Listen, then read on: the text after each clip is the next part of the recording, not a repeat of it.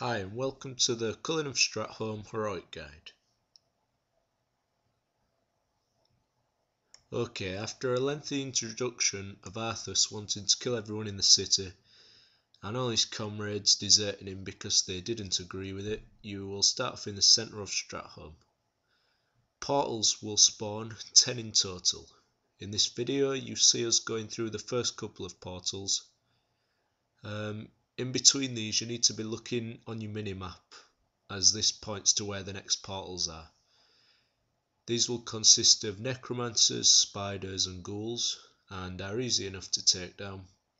You need to be going after necromancers first. Just keep going through portals until portal number 5. In this portal will be a boss in the form of Meathook. Meathook is a simple tank and spank with a couple of abilities. He has an AoE poison sort of attack that is going to damage anyone around him and also silence anyone around him for a couple of seconds. So casters don't really need to be in range here. He also has an attack called Constricting Chains. This is an instant cast and will target whoever is lowest on the threat meter, most likely to be a healer.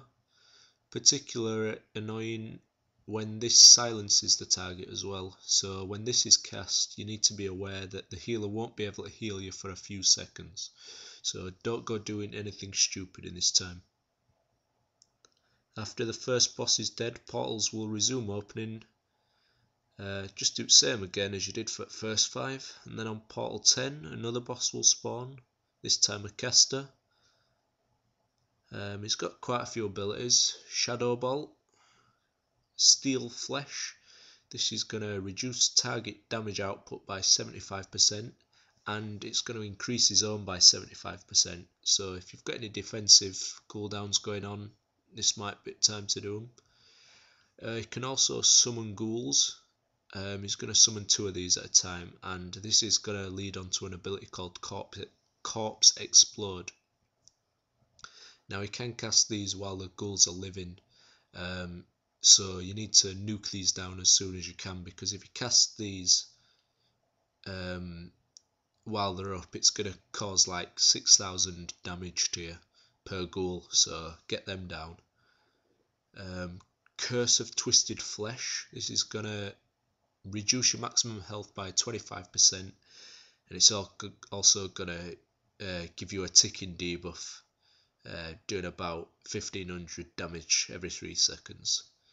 It's just basically another tank and spank fight. Just make sure the ghouls go down as soon as you can. After this, Arthas is going to come along and he's going to guide you through the house. Portals are going to spawn as you're walking through. Same again, just burn down the mobs and move on. Upstairs in the house is another boss called Corner Lord Epoch. He's got quite a few abilities as well. Curse of Extortion. This is going to increase the cost of all spells and abilities by 100% for 8 seconds. This needs to be dispelled, especially if it's on a healer, because I've had a few groups in the early days here where healers have been out of mana halfway through the fight because of this curse. So get that off. Wounding Strike, which is just going to melee damage, dealing 100% of weapon damage and reducing healing effects by 25%. This is only going to be put on tank though, so it should be okay. He's got an ability called Time Warp. This is going to slow time down, reducing attack, movement, casting, speed, all that. And Epoch is also going to speed up, and he can also attack a party member 3 times really fast. So during this, healers need to be aware of who he's attacking because they're going to take quite a bit of damage. And he's also got Time Stop, which will just stun the whole party for 2 or 3 seconds.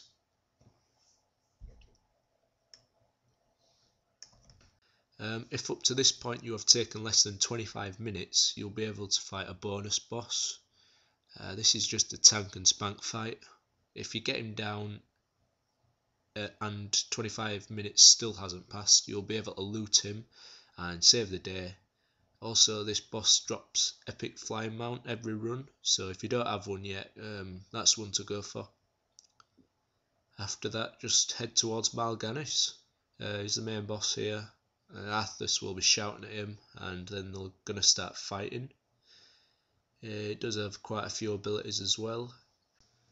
It can put you to sleep for 10 seconds. He's got a frontal cone damage, which is going to do about 6,000 damage and put a ticking debuff on you.